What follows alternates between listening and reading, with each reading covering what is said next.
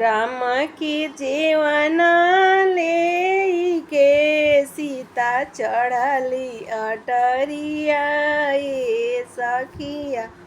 सीता चढ़ली अटरिया ए सखिया। सीता की आई गईले नींदिया राम बने चली गईले ए सखिया।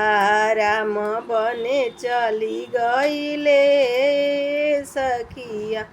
राम के सेजिया डासाई के सीता चढ़ली अटरिया ए सखिया।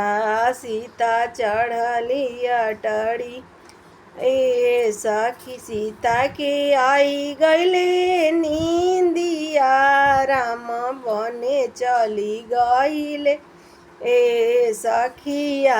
राम बने चली गईले सखी।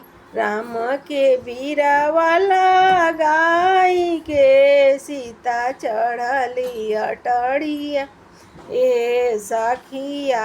सीता चढ़ली अटरिया ए सखी। सीता के आई गईले नींदिया राम बने चली गईले ए सखिया।